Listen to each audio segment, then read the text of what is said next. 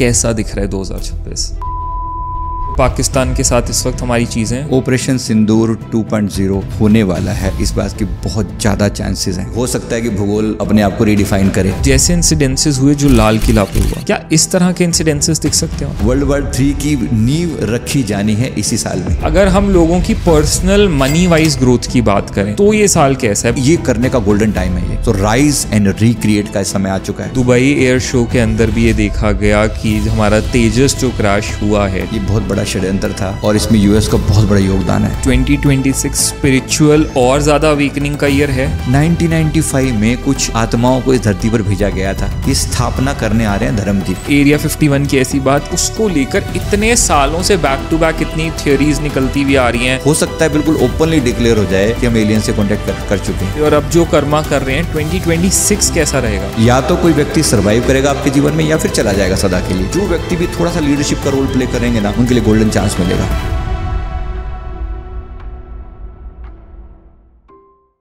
Hello everyone, the Namit show के एक और अमेजिंग पॉडकास्ट में आप सबका बहुत बहुत स्वागत है। सो गाइस, फाइनली आज एक ऐसा पॉडकास्ट जो हम सब इस वक्त चाहते हैं। आप लोगों के इतने मैसेजेस आ रहे हैं कि 2025 इज अबाउट टू एंड और अब हम एंटर करने जा रहे हैं 2026 में।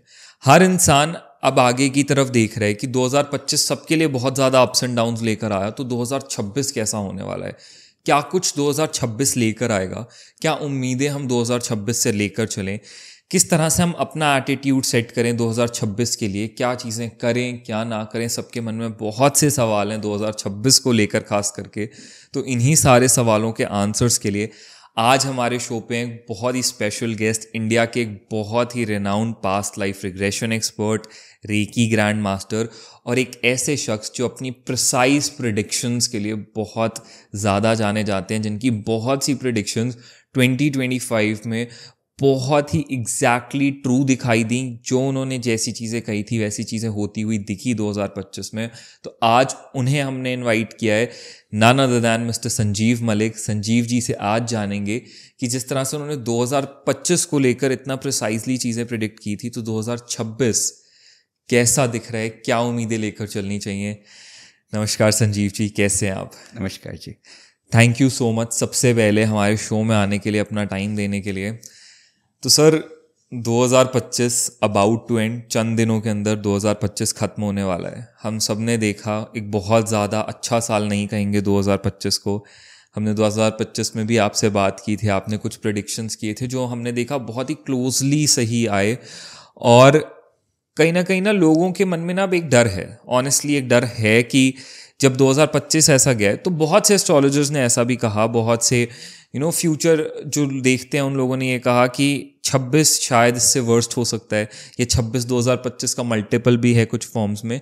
तो आज के इस पॉडकास्ट में ना 2026 के ऊपर ही बात करेंगे, अलग अलग एस्पेक्ट्स को लेकर, ग्लोबल लेवल पे, पर्सनल लेवल पे, इंटरपर्सनल लेवल पे, मनी के लेवल पे, रिलेशनशिप्स के लेवल पे, बिजनेसेस के लेवल पे कैसा रहने वाला है 2026। लोग क्या उम्मीदें लेकर चलें, स्टूडेंट्स, वर्किंग प्रोफेशनल्स, हाउसवाइफ्स, पॉलिटिशियंस, कंटेंट क्रिएटर्स, हर कोई। तो सर, सबसे पहले ना मेरा एक आपसे डायरेक्ट सवाल ये होगा, कैसा दिख रहा है 2026? सूर्य का साल है जी। Number one rise, recreate, redefine, आप इसको ऐसे कह सकते हो। ठीक है, उदय होने का समय है, कुछ नया उदय होगा। जाहिर सी बात है, सूर्य उदय होता है तो बहुत सारी डार्कनेस अपने आप समाप्त हो जाती है। ठीक है। तो बहुत सारे एरियाज जहां पर कुछ फोगीनेस था, जहां पर कुछ डार्कनेस थी, वो क्लीन होने लगेंगे। ठीक है। चाहे वो हेल्थ के लेवल पर हो, चाहे वो पर्सनल लेवल पर हो, चाहे वो आसपास अगर पॉलिटिकल लेवल पर कहा जाए, तो वो जो मेस क्रिएट हो रखा है ना, वो क्लीन अप होने का समय आ चुका है जी। मैं इसको बहुत पॉजिटिव सेंस में देख रहा हूं, अगर मैं पर्सनल ग्रोथ की बात करूं और स्पिरिचुअल ग्रोथ की बात करूं तो। ओके। अब सर, अगेन इससे पहले हम डेप्थ्स में जाना स्टार्ट करें एक एक अलग अलग एस्पेक्ट की, फिर एक ऐसा सवाल कि 2025 से 2026 बेटर है या वर्स्ट है ऑनेस्टली? उस वे में कहूं तो ये बेटर है। ओके। अगर हम ऑल ओवर सेंस में कहूं तो बेटर है। चलो, that is a relief for people. अब सर, एक एक एस्पेक्ट को कवर करते हैं और समझते हैं 2026 कैसा दिख रहा है। एक तरह से हम ग्लोबल लेवल से स्टार्ट करते हैं, क्योंकि 2025 में ना हमने बहुत ज़्यादा इंटरनेशनल लेवल पे ना डिस्टर्बेंसेस देखी, जो कि ना जब कंट्री के बाहर इतना कुछ चल रहा होता है, हमारे बॉर्डर्स पे इतना कुछ चल रहा होता है ना, तो कंट्री के अंदर भी टेंशन बनी रहती है। और ये हमने ना साल की स्टार्टिंग से ही छोटे छोटे इवेंट्स हम देखते आ रहे हैं। जब ईयर जस्ट बिगिन हुआ था तब हमने बॉर्डर्स के आसपास एक बहुत कई तरह की सोल्जर्स के साथ मास किलिंग्स देखी थी। फिर उसके बाद हमने जब पहलगांव का इंसिडेंट हुआ, पूरी कंट्री हिल चुकी थी। पहलगांव के इंसिडेंट के बाद फिर अभी हमने बहुत रिसेंटली लाल किला पे ब्लास्ट का इवेंट देखा अगेन, जिसके अंदर टेररिस्ट एक्ट था, वो डेफिनेटली ये बताया गया। तो अब जो हमारे पड़ोसी देश हैं जिनके साथ हमारी इतनी प्रॉब्लम्स चल रही हैं, 2026 कैसा दिख रहा है उनके साथ? इस मामले में तो खराब है, डेफिनेटली रिश्ते और ज़्यादा बिगड़ते दिख रहे हैं। अगर हम चलिए और ज़्यादा क्लियर टर्म्स में बात करें तो पाकिस्तान के साथ इस वक्त हमारी चीज़ें, ऑपरेशन सिंदूर 2.0 होने वाला है, इस बात की बहुत ज़्यादा चांसेस हैं। होना तो है, वो आज और कल में बस थोड़ा सा मेरा मन इतना सा वो क्लैरिटी थोड़ी सी आजकल के डिसीजन पर डिपेंड करती है, बट 2026 में वो है डेफिनेटली। और होगा तो बहुत भयंकर होने वाला है। मतलब इस तरीके का कि हमने खुद रक्षा मंत्री जी की स्टेटमेंट सुनी है ना, राजनाथ जी की, उन्होंने कहा कि हो सकता है कि भूगोल अपने आप को रिडिफाइन करे। डेफिनेटली होने वाला है ये। मतलब इतनी तैयारी तो, ये मैं कोई हवाई बातें नहीं कर रहा हूँ केवल कि मैं अपने लेवल पर सोच रहा हूँ, इतना नहीं है, बिल्कुल एकदम कॉन्क्रीट ग्राउंड लेवल की बात है ये। जब रक्षा मंत्री जी ये बात कह सकते हैं तो हमें भी दिख रहा है कि ऑपरेशन 2.0, इसके बारे में मैंने लगभग 6 महीने पहले कहा था कि जब भी ऑपरेशन 2.0 होगा, तब मैंने टाइम नहीं बताया था, लेकिन जब भी हुआ ये बहुत भयानक होने वाला है। लिटरली ये वाला कि पाकिस्तान का एक बहुत बड़ा हिस्सा जो है ना वो शिफ्ट करेगा। अब ये वही समय है, सिंध बलूचिस्तान वाला जो एरिया है ना, ये पूरे चांसेस हैं कि ये सब जो कल जो वहाँ है वो यहाँ हो जाए, इस बात के बहुत ज़्यादा चांसेस हैं, बहुत ज़्यादा। तो हम ये एक्सपेक्ट अभी नहीं करके चल सकते कि हम पाकिस्तान की साइड से कुछ पीस या कुछ रेस्ट का वो हम लेकर चलें। नेवर। अभी भी आपने देखा ही है रिसेंटली ये जो ब्लास्ट हुए हैं, ये रिटेलिएशन तो है उसका, राइट। लाल किला पे जो इतने ब्लास्ट हुए, और उससे पहले तैयारी कितनी भयंकर थी आप देखो, यानी कि 3000 किलो जो है वो जो रासायनिक जो विस्फोटक मिले हैं, वो छोटी बात नहीं है ना। देश के अलग अलग 30 अलग अलग जो बड़े बड़े स्पोर्ट्स को वो हिलाने की पूरी तैयारी थी, भयंकर वाली तैयारी थी। वो तो शुक्र है कि समय रहते हम चैतन्य हो गए। ठीक है, अभी भी हमने बहुत कुछ लूज किया, फिर भी वो उसके मुकाबले में बहुत कम है जो हो सकता था, जो बहुत भयानक हो सकता था। अब ये 3000 किलो जो वो पकड़ा गया सामान, अगर अलग अलग सिटी में, क्योंकि उनकी प्लानिंग तो ऐसी थी कि जगह जगह जाकर ड्रोन के द्वारा हमले करवाए जाएं, ब्लास्ट बहुत बड़े लेवल पर किया जाए, वो सब तो पकड़ा गया कम से कम। तो ठीक है, बहुत लूज किया, दुख है हमें इस बात का, लेकिन फिर भी कभी कभी ये अवेकनिंग का समय भी होता है। एक चीज़ से जागृति आई, होश आई, और बहुत बड़ा टेरर मॉड्यूल पूरा पकड़ा गया, ये बहुत बड़ी बात है। इसके अलावा इनकी जो और तैयारी थी कि वो जहर मिलाकर जो है ना पूरे गुजरात में वो फैलाने की तैयारी थी, वो भी कोई बहुत बड़ा मॉड्यूल था। अब एजेंसियां बहुत अलर्ट मोड में चल रही हैं, उनको अलर्ट रहना चाहिए। मैं सीरियसली रिक्वेस्ट करूँगा कि अलर्ट मोड में रहिए, क्योंकि बहुत भयानक दिख रहा होते हैं, बहुत भयानक। क्योंकि अभी ये इस सब के बाद भी रेस्ट मोड पे आपको नहीं दिखाई दे रहे। नेवर। अभी ये और कुछ ना कुछ प्लानिंग की तरफ जाएंगे, चीज़ों को कुछ बड़ा वो करेंगे। इस साइबर अटैक पहली चीज़ जो करने के बहुत ज़्यादा चांसेस दिख रहे हैं। अलग अलग कंट्रीज़ को देखो, इस बार भी कम से कम 8-9 कंट्रीज़ के नाम आए हैं साथ में। अगर आपने पूरा थोड़ा स्टडी किया हो तो 8-9 कंट्रीज़ का, पाकिस्तान शामिल है ही सही, बांग्लादेश शामिल है, कहीं ना कहीं अफगानिस्तान का, तुर्की का नाम है, कहीं ना कहीं मलेशिया से तार जुड़ रहे हैं, इंडोनेशिया तक बात गई हुई है। ये बात बहुत बड़े लेवल की फैली है, और यूएस से तो सदा कल्प्रिट है ही सही। मतलब ये घटना जो घटी है ना, इसने बहुत सारे पीछे जो बैकग्राउंड चल रहा था ना, उन सबको रिवील कर दिया कि इतनी घटनाओं का जोड़ हमने अभी देखा है। लाल किला पे जो हुआ है, तो हुआ तो बहुत भयानक है, और इसके चांसेस बहुत ज़्यादा हैं। ये कोई टिक के बैठने वाले नहीं है। भविष्य मालिका में भी जो बात लिखी है ना कि 13 मुस्लिम कंट्रीज के साथ मिलकर ओवरऑल अटैक होगा चाइना के साथ, ये फिर से होने की, ये उसी की समझो तैयारी चल रही है। अभी भी इन्होंने लगभग 13 ना सही तो 7-8 कंट्री तो मैंने अभी भी आपको गिनाई दी है, ये लगभग वही चल रहा है, उसी डायरेक्शन में काम चल रहा है। तुर्की कौन सा हमारा कोई मित्र है, अफगानिस्तान कौन सा कोई हमारा मित्र है, बांग्लादेश तो सदा से ही उसमें चल ही रहा है। बाकी जो इनके मुस्लिम कंट्रीज है वो कौन सा हमारे मित्र हैं? मित्र तो कोई भी नहीं है उस मामले में देखा जाए तो। और यूएसए तो है ही है, सदा से ही जो है ना धोखा देने के लिए तैयार ही बैठा हुआ है। तो यहाँ से तो वो धोखा आने के पूरे पूरे चांसेस हैं।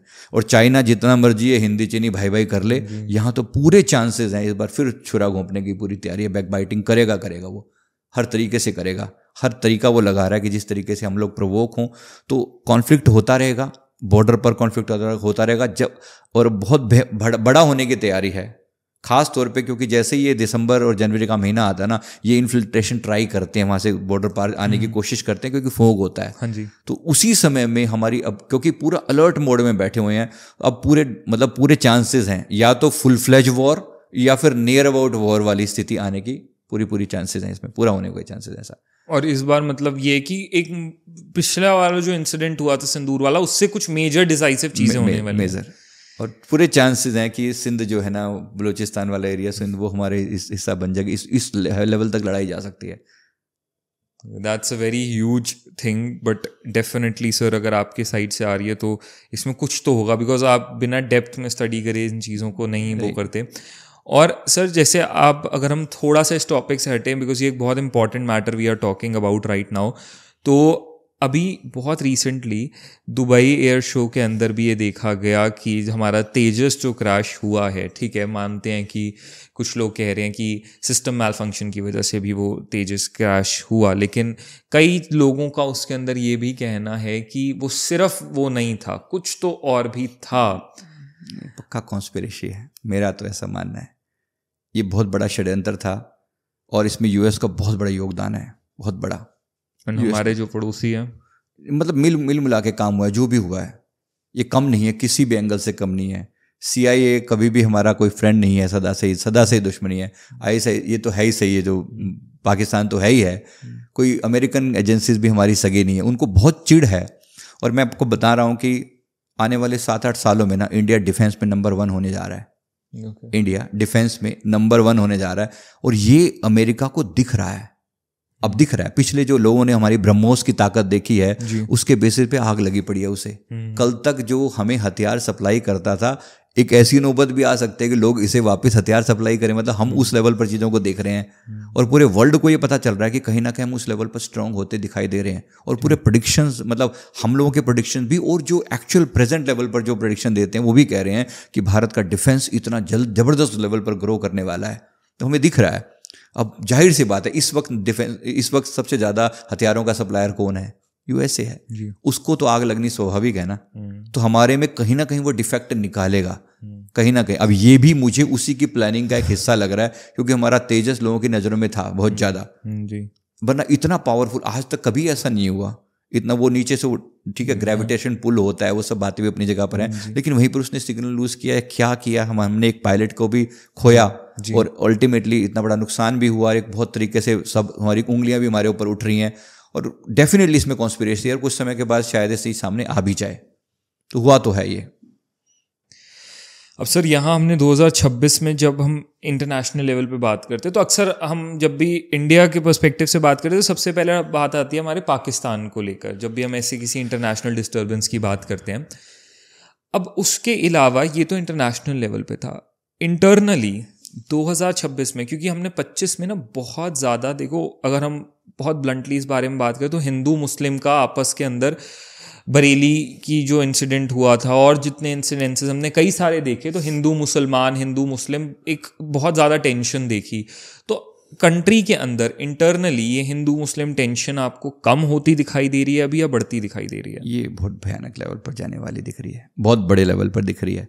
खास तौर पे इसका सेंटर बनेगा वेस्ट बंगाल में बहुत बड़ा, वैसे भी इलेक्शन आने वाले हैं। बट वैसे अपार्ट फ्रॉम दैट अगर हम देखें ऑफ हिंदू मुस्लिम एक जो फाइट है कंट्री के अंदर, ये और मल्टीप्लाई होने वाली है। इस सबसे ज़्यादा हमारा जो अगला जो पॉइंट है ना जी, मैंने कहा कि बाकी लेवल पर हम बेशक सुधार होगा, लेकिन ये एक ऐसा जहर है जो लोगों के दिमाग में बो दिया गया है, अब वो एकदम डोमिनेट होकर सामने आएगा। तो यहाँ पर अभी बहुत अलग अलग जगहों पर, महाराष्ट्र इसका केंद्र बनने वाला है काफ़ी लेवल पर। गुजरात में लोग जरूर कोशिश करेंगे भयानक लेवल पर भड़काने की चीज़ों को।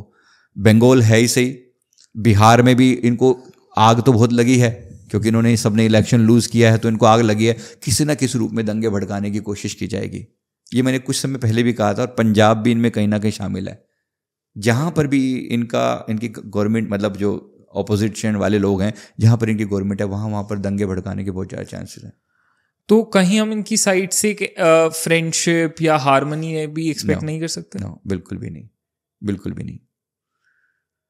और अब जैसे अभी हिंदुत्व को वो करने के लिए इतनी रैलीज निकाली जा रही हैं, पदयात्रा निकाल रहे हैं हमारे बागेश्वर धाम के धीरेन्द्र शास्त्री जी, तो ये चीज़ हिंदुत्व और ये सब बढ़ने के चांसेस हैं 26 में? 100%। सनातन धर्म का उदय है, मतलब जैसे मैंने कहा सूर्य उदय हो रहा है, सनातन सूर्य का प्रतीक है। ओवरऑल अगर मैं कहूँ, हम सब अपने आप को सूर्यवंशी कहते हैं, ये लोग चंद्रमा को वो मानते हैं, आपको पता ही है सारी बात। फिर भी मतलब अगर कहें तो ये हमारा सूर्य के उदय का समय है, तो सनातन के राइज का समय है। तो बहुत लोगों को इससे आग लगने वाली है। सनातन तो राइज करेगा ही करेगा। देखो कल तक, अब अगर आपसे 5 साल पहले जाएं तो सनातन का नाम लेते हुए भी हम लोग बहुत प्राउड फील नहीं किया करते थे। आज हम जगह जगह लिखा हुआ देखते हैं और कहते भी हमें प्राउड सनातनी, हमें प्राउड सनातनी। मैं आपके दर्शकों से भी पूछना चाहता हूं, क्या आप कहते हो अपने आप को? जरा हो तो कमेंट करके बताइए, आई एम ए प्राउड सनातनी। आप मानते हो इस बात को?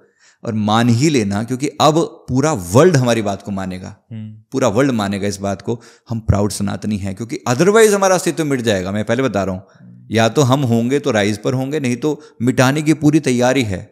या तो अपने सगे रहें, वरना हम किसी के भी नहीं रहेंगे और खुद के भी नहीं रहेंगे। कोई बंदा अपने आप को न्यूट्रल रख कर नहीं चल सकता अब। नहीं, हम तो, हमें कोई फर्क नहीं पड़ता, हम तो धर्मनिरपेक्ष हैं, सेक्युलर हैं। नो मोर सेक्युलरिज्म, नो, बिल्कुल भी नहीं। ये जो हिंदू राष्ट्र बनाने का बीड़ा उठाया है बागेश्वर धाम जी ने, जिन्होंने भी किया है ना, ये होने की पूरी आगे चल, अभी तुरंत नहीं, समय लगेगा इसमें, लगभग 10, 12, 15 साल का समय दिख रहा है हमें होता हुआ कि परिपूर्ण रूप से हम हिंदू राष्ट्र डिक्लेयर हों, लेकिन अभी नहीं। That's a longer prediction, longer term की, बट 2026 उसका एक इंपॉर्टेंट स्टेप दिख रहा है।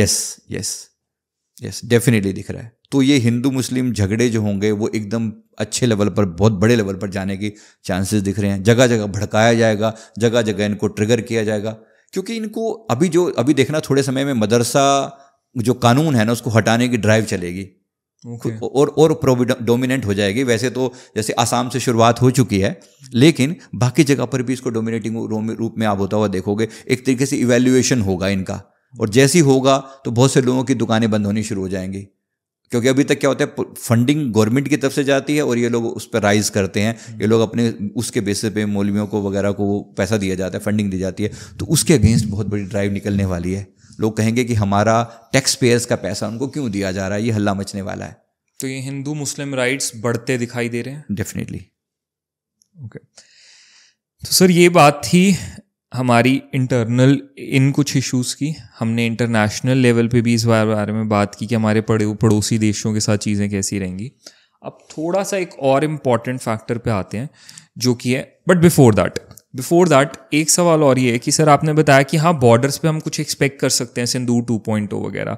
हमने इंडिया के अंदर ये आपने बहुत क्लियरली कहा कि हिंदू मुस्लिम राइट्स जैसी चीज़ों को हम देख सकते हैं 2026 में। बट जैसे इंसिडेंसेस हुए जो लाल किला पे हुआ, बहुत अनफॉर्चुनेट था, क्या इस तरह के इंसिडेंसेस दिख सकते हैं? और यस, जब स्लीपर सेल्स इनकी एक्टिव होती हैं, इसका मतलब क्या है, ओवरऑल पाकिस्तान या तो सीधे कॉन्फ्लिक्ट में आएगा, जबकि वो नहीं आना चाहता। वो बहुत डरा हुआ है, उसको बहुत अच्छे से पता है कि हमारे साथ क्या हो सकता है। और इसके पास दूसरा तरीका यही है जो ये अभी कर रहा है, इसको बहुत अच्छे से जानता है, इनडायरेक्ट वाला। ये तो सदा से करता ही रहा है। उसको बहुत अच्छे से पता है कि यहाँ बैठे हुए मुस्लिम बहुत से लोग, मैं सबकी बात नहीं कर रहा हूँ, लेकिन बहुत से लोग उसी को, उनका खाते यहाँ का है, गाते वहाँ का है, उनका दिल पाकिस्तान के लिए अभी भी धड़कता है। और इसकी ये बात बहुत अच्छे लेवल पर चर्चा में भी आ चुकी है कि ऐसे लोगों को भेज ही देना चाहिए। तो उनके अगेंस्ट मैं कहूँ तो 2026 ये समय ऐसा दिख रहा है आता हुआ, एक बहुत बड़े लेवल पर ड्राइव चलने वाली है, बहुत बड़े लेवल पर ये हल्ला मचने वाला है। जैसे पहलगाम के समय में भी हल्ला मचा था ना, बहुत लोगों को भेजा गया था, डिप्यूट किया गया था, वैसे ही अभी देखना यहाँ पर ये बंगाल में होने वाला है। बंगाल में बड़े लेवल पर उनको बांग्लादेशी वापस भेजा जाएगा, तो कुछ सुख चैन शांति वहाँ दिखेगी जब होगा ऐसा। लेकिन तब तक बहुत भयानक दंगे होने के चांसेस हैं। जगह जगह पर आग भड़काई जाएगी, जगह जगह पर ये मॉड्यूल्स सक्रिय होते हुए दिखाई दे रहे हैं। सर ये हमने बात की एक बहुत ही पॉलिटिकल लेवल पे। अब हम थोड़ा सा आते हैं, जैसा हमने 2025 के अंदर एयर इंडिया क्रैश का एक इवेंट देखा था, इतने सारे लोगों ने एक साथ अपनी जानों को गंवाया था। क्या ऐसा कोई हम देख रहे हैं ऐसा कोई इंसिडेंट होता हुआ, मिस हैपनिंग कोई ऐसी दिख तो रही है, ऐसी मिस हैपनिंग भी? जैसे इसमें खास तौर पे एक तो अगर मैं वेदर के लेवल पर कहूँ तो वेदर के लेवल, नेचुरल डिजास्टर्स के लेवल पर भूकंप और बाढ़ और लैंडस्लाइड, ये 2-3-4 चीजें डेफिनेटली बड़े एक्सट्रीम लेवल पर दिखाई देंगी। वेदर एक्सट्रीम जाएगा बहुत ज़्यादा, मतलब इवन जो एवलांश वगैरह जो होते हैं, जो ग्लेशियर का पिघलना, क्योंकि सन की हीट बहुत डोमिनेटिंग होगी जैसे ही, क्योंकि सूर्य का साल एक तो वैसे भी है और वैसे भी ओवरऑल कहूँ तो हीट डोमिनेट करने से ग्लेशियर पिघलना और उसकी वजह से बाढ़ का आना, ये बहुत नेचुरली दिखाई पड़ रहा है। उसकी वजह से जो लैंडस्लाइड होते हैं वो दिखाई दे रहे हैं।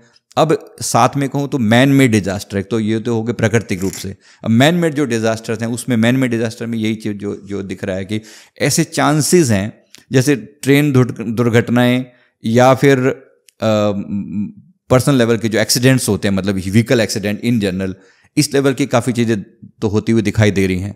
अब मैं डे बाय डे या मंथ बाय मंथ प्रिसाइजली कहना बड़ा मुश्किल है। हाँ दिखती हैं, अगर जब नज़र डालो तो हाँ कुछ भयानक सी चीज़ें दिखती हैं कि हाँ बड़े लेवल के विस्फोट इत्यादि, या फिर मैन मेड या फिर कॉन्स्पिरेसी के कारण। ओके, इसके अंदर कोई कॉन्स्पिरेसी इन्वॉल्व हो। अभी भी हम कौन सा एयर इंडिया के बारे में क्लियर कर कह पाए हैं कि क्या सच में कुछ भी नहीं था? हम कुछ नहीं कह सकते अभी भी कि क्या चीज़ें इन्वॉल्व थी वहाँ पर। प्रयास, ये अमेरिका का पूरा प्रयास है, ये किसी भी हद तक जा सकता है। जब कोई चीज़ें इनके अगेंस्ट जाएं तो ये किसी भी हद तक जा सकता है और ये जाएगा। सो डू यू फील कि जो एयर इंडिया में भी आप कह रहे हो कि हम पूरी क्लैरिटी नहीं ले पाए, कुछ हो सकता था?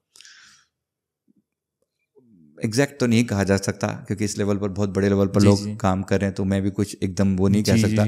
लेकिन यस, कुछ ना कुछ इनका इन्वॉल्वमेंट तो है, ऐसी चीज़ों के अंदर कुछ ना कुछ इन्वॉल्वमेंट। और आगे और रहता हुआ दिख रहा है, आगे आते हुए बहुत और भी चीज़ें दिख रही हैं कि ये अमेरिका पूरी कोशिश करेगा हर तरीके से मैं डाउनफॉल में ले जाने की। अमेरिका खुद एक बड़े डिस्ट्रक्शन की तरफ जा रहा है। ओके, भयानक डिस्ट्रक्शन की तरफ जा रहा है। इकोनॉमिकल डिस्ट्रक्शन तो हो ही चुका है, आप देख रहे हो, बहुत भयानक। अपने एम्प्लॉयज़ को देने के लिए सैलरी नहीं है उनके पास, इतना डेट है जो अभी तक ट्रंप अपने आप को वो दिखा रहा था ना कि मैं इतना सारा चीज़ें गेन कर रहा हूँ, मैंने इतना टैरिफ लगा दिया। अपने टैरिफ को उसने, अभी आपने रिसेंटली सुना होगा करीब 10-15 दिन पहले, अपने टैरिफ को रेसिप्रोकेट किया, चेंज किया उसने। बस वैसे ही घटनाएं अब आगे चलकर और बहुत बड़े लेवल का इकोनॉमिकल क्राइसिस दिखाई दे रहा है। जो हमने डी-डॉलराइजेशन एक वर्ड यूज़ किया था, अब डी-डॉलराइजेशन होता हुआ दिखाई दे रहा है। लोग डॉलर से दूर जा रहे हैं और अपनी लोकल करेंसी पे लोग काम कर रहे हैं। इंडिया की यूपीआई को ग्लोबल लेवल पर एक्सेप्टेंस मिल रही है, तो आग लगनी स्वाभाविक है ना। इंडिया अब तक कहाँ 4th-5वें लेवल पर उसको दिखता था, आज उसके बराबरी पर खड़ा होने जा रहा है, तो उसको बहुत प्रॉब्लम होनी स्वाभाविक है। तो इसकी वजह से ओवरऑल आप देखोगे कि अमेरिका की इन्वॉल्वमेंट जहाँ पर भी है ना, ओवरऑल अमेरिका हर जगह पर डिजास्टर क्रिएट करने पे तुला हुआ है। आने वाला, मैं आपको ये बता रहा हूँ कि 2026 में ही नींव रखी जा रही है 28-29 में होने वाले वर्ल्ड वॉर 3 की है। 30 से पहले हो जाएगा एक, पूरे चांसेस हैं ग्लोबली। अगर परमात्मा ने, नेचर ने, एंजल्स ने कुछ सुधार कर लिया, कुछ हद तक किसी की बुद्धि अगर पॉजिटिवली चेंज हो गई तो बात अलग, वरना चांसेस बहुत ज़्यादा हैं। अब सोचो ना, एक व्यक्ति जो ट्रंप जैसा कोई इंसान जो है, एक रात को डिसीजन लेके भी मैंने सवेरे इंडिया पर 50% टैरिफ लगाना है। Did he ask anyone? क्या इसने पूछा किसी से? क्या इसने कोई सेनेट कोई मीटिंग बिठाई और डिसीजन लिया? एक आदमी का दिमाग थोड़ा सा सटका, 50% टैरिफ लगा दिया, आग तो लगेगी ना। मतलब ऐसा ही डिसीजन इसने लास्ट में ले लिया कि मैं तो न्यूक्लियर बम बटन दबाऊंगा, कोई रोक सकता है?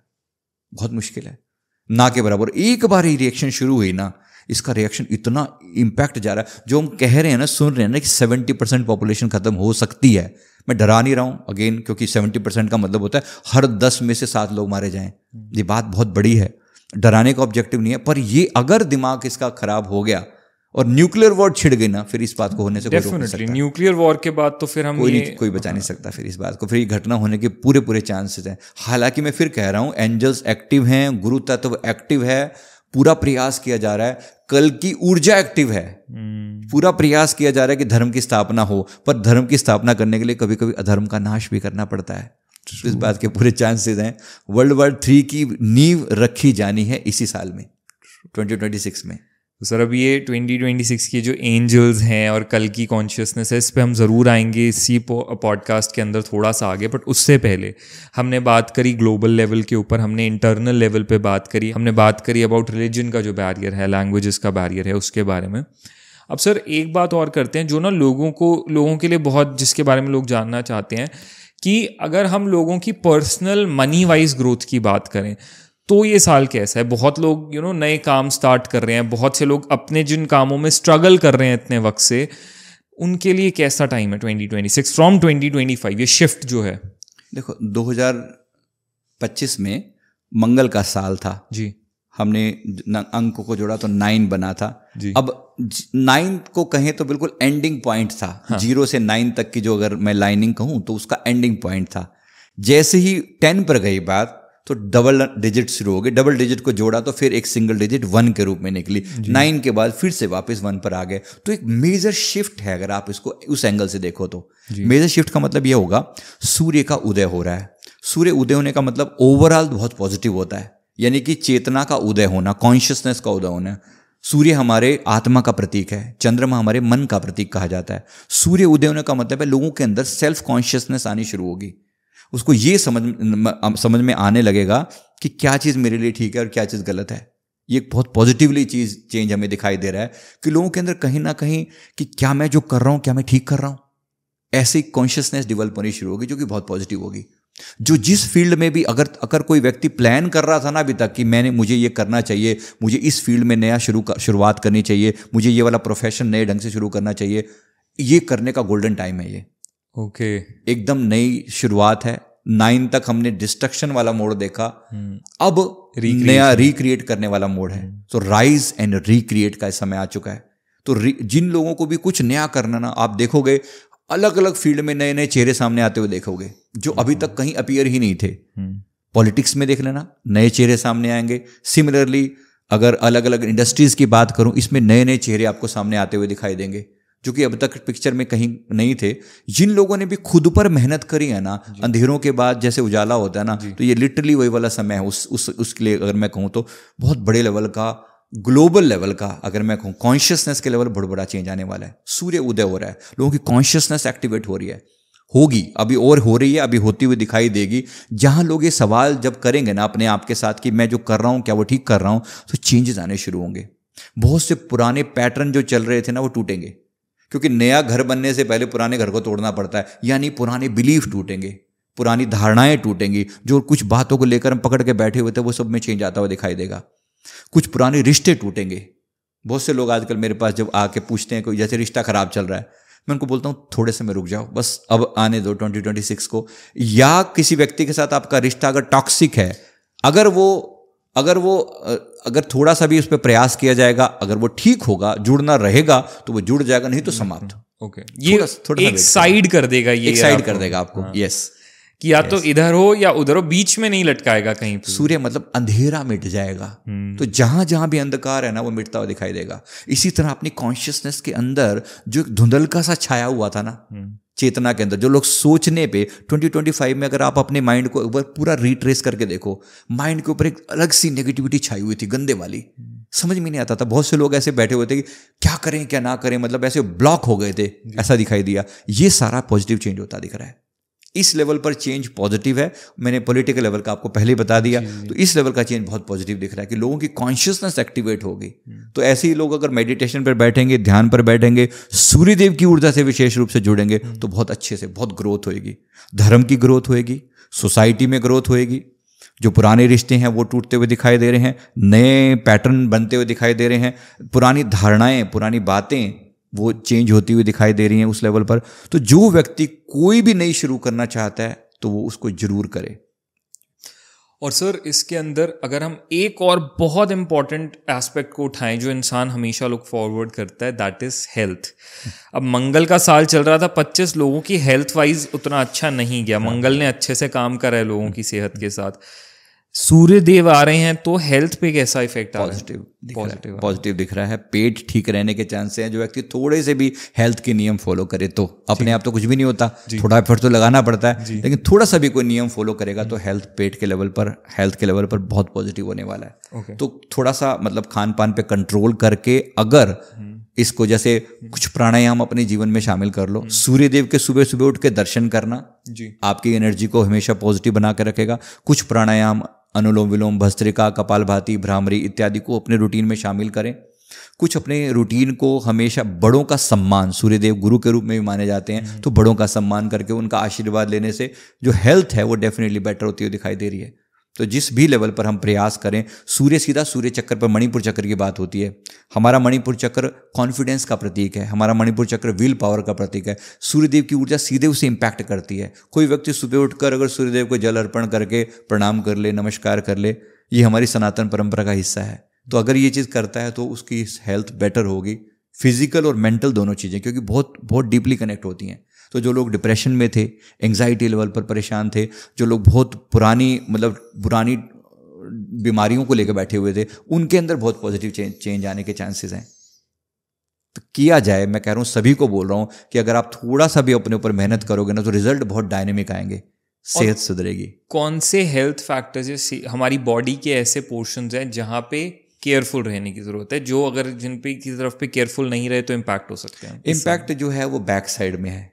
सूर्य सामने से प्रवेश करते हैं तो बैक साइड में तकलीफ होने के चांसेस है। अगर कोई व्यक्ति फॉलो ना करे, नियम बिल्कुल तोड़ के बैठे, तो बात उस वे में कह रहा हूँ, बैक लोअर बैक में दिक्कत आने के दिक्कत हो सकती है, या फिर पैरों की तरफ नीचे दिक्कत जा सकती है।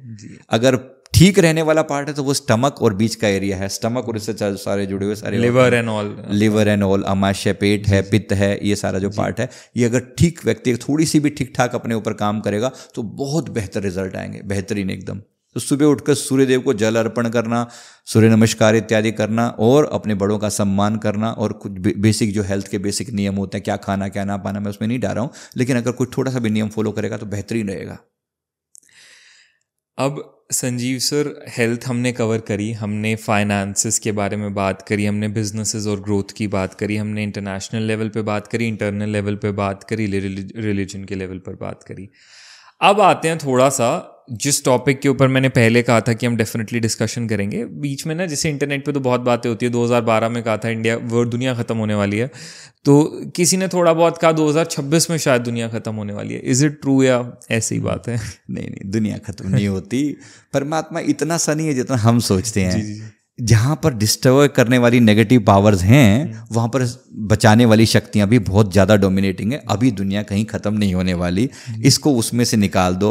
लेकिन जैसा मैंने कहा कि जैसे 2028-29 तक जाते हुए जो वर्ल्ड वार के चांसेस दिख रहे हैं ना, वो काफ़ी डोमिनेटिंग है। अभी तक तो हैं, आगे चलकर चीज़ें बदल जाएंगी तो फिर क्या होगा, हम उम्मीद करते हैं कि सब ठीक रहे।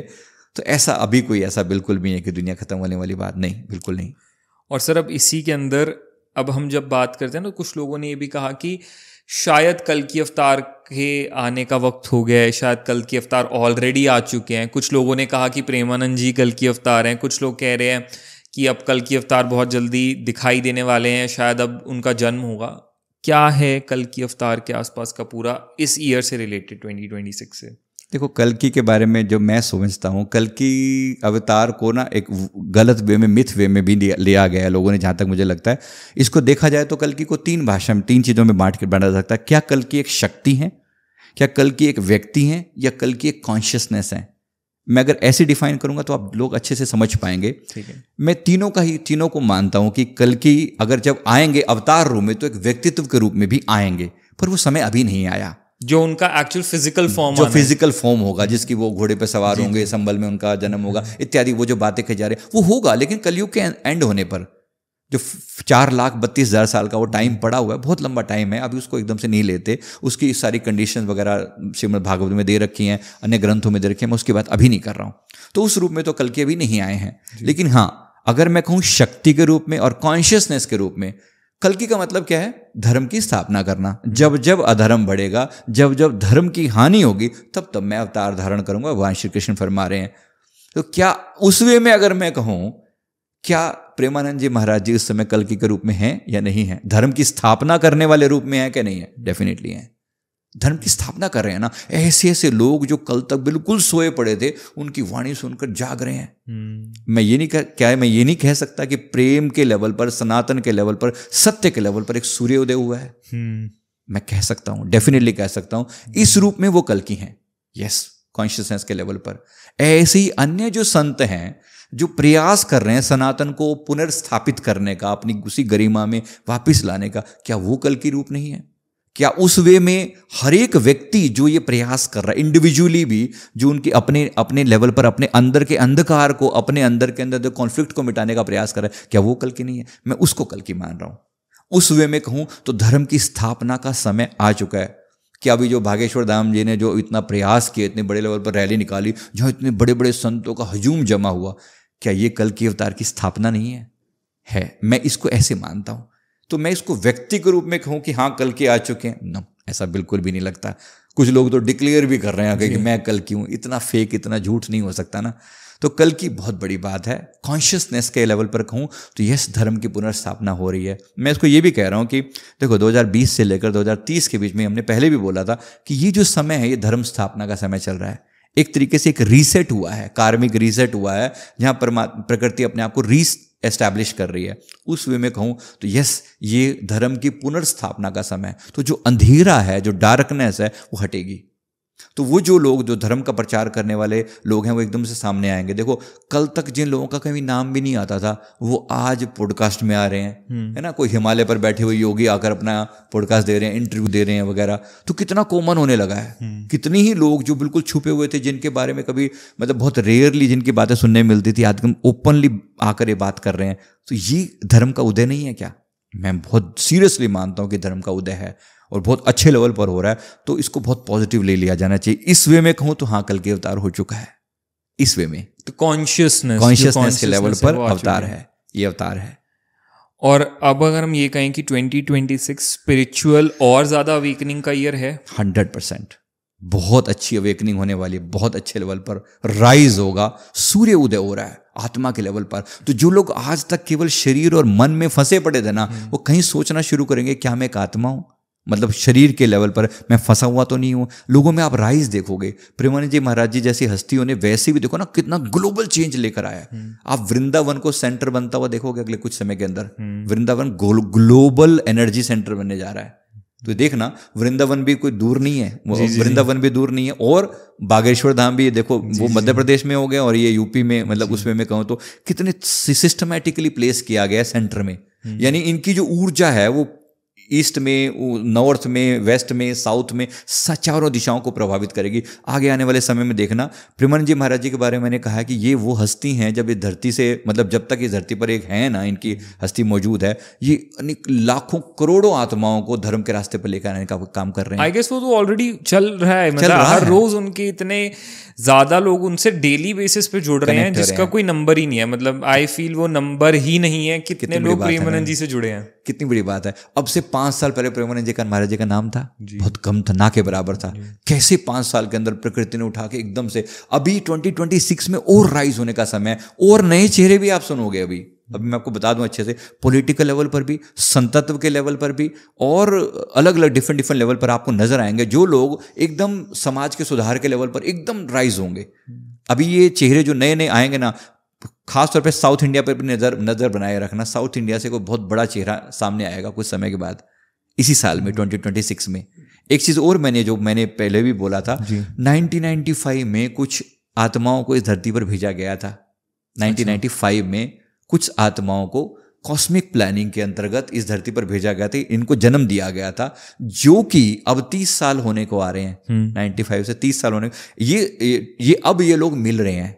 मतलब ये लोग आपस में, इनको मिलाकर ये ग्लोबल लेवल पर इनको जगह जगह पर जन्म दिया गया था। ये स्थापना करने आ रहे हैं धर्म की, ये अलग अलग लेवल पर। इनमें से कुछ जो हैं ऐसी सोल्स हैं जो रूलर सोल होंगी, मतलब ये रूल करने के लिए आ रही हैं।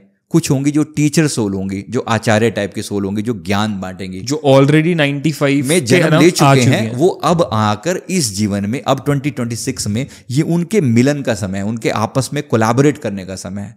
एक तो वो, तो ये आप देखना, एक ग्रुप, इसको सोल ग्रुप बोलते हैं, अवेकनिंग सोल ग्रुप बोलते हैं। ये अवेकनिंग सोल ग्रुप जो है एक आया हुआ है, जिसको एक सर्टेन टाइम पे जन्म दिया गया था।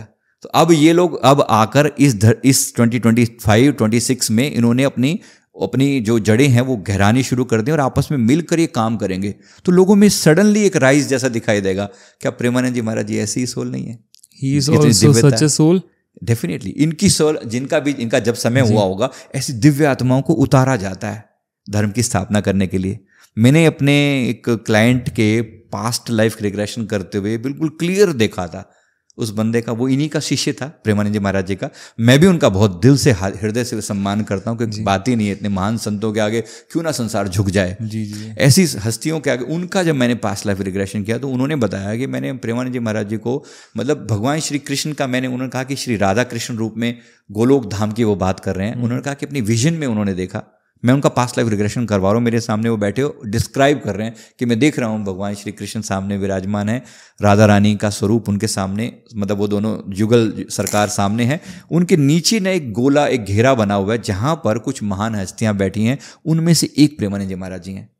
उन्होंने कहा कि मैं इनमें और उनमें कोई भेद नहीं कर पा रहा हूँ, वहाँ जो एनर्जी है ऊपर श्री कृष्ण जी की, राधा रानी की, वही ऊर्जा यहाँ पर मौजूद है, दोनों में कोई भेद मुझे नहीं दिखाई पड़ रहा। मतलब ये इतने समर्पित हैं कि इनकी अपनी कोई हस्ती नहीं है, इनके थ्रू भगवान श्री कृष्ण ही अपना कार्य कर रहे हैं। उस वे में अगर मैं कहूँ, और स्वयं श्री कृष्ण जिस जगह पर बैठकर अपना कार्य करेंगे तो दुनिया में क्यों नहीं चेंज आएगा।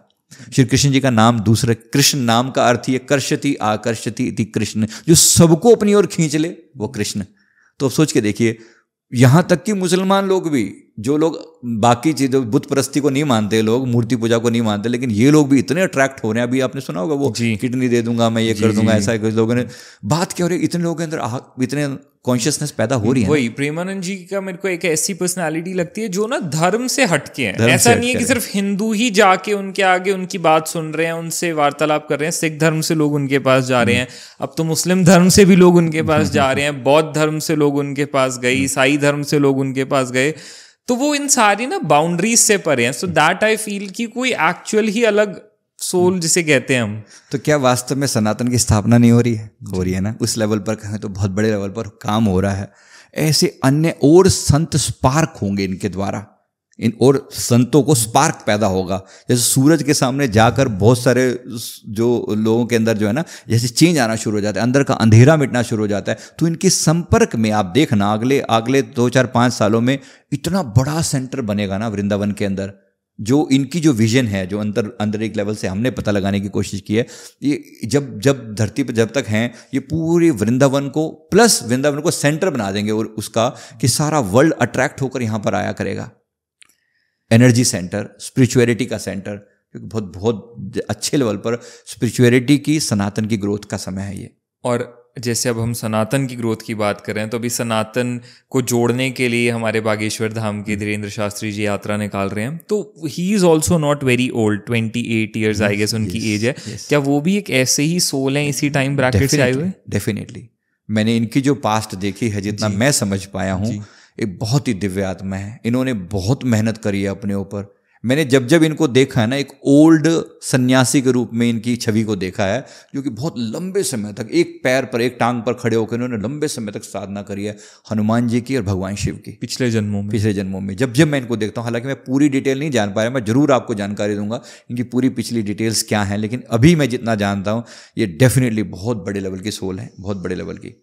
हमें आज ठीक है, उनकी एज कम होने की वजह से या उनका अंदाज चुलबुला सा होने की वजह से शायद लोग उनको वो आंक नहीं पा रहे हैं जो दर्जा वो महाराज जी को दे रहे हैं। जाहिर सी बात है, प्रेमानंद जी महाराज जी से तो बात ही नहीं है कहीं और। फिर भी एक अच्छे लेवल पर आने वाले समय में एक अवेकनिंग का सोर्स बनेंगे।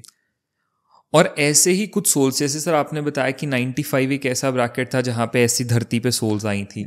अभी रिसेंटली हम कोई और ऐसा वक्त देख रहे हैं जहां पे 26 में ही होने वाला है ये।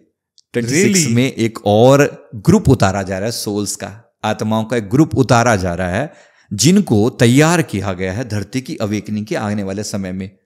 मैं देखता हूं कॉस्मिक लेवल की एक प्लानिंग होती है, क्योंकि जब मैं सोल कॉन्ट्रैक्ट देखता हूं ना, तो इस पृथ्वी का भी एक सोल कॉन्ट्रैक्ट है, इस पृथ्वी का भी एक सोल प्रोग्रेस का एक रास्ता है।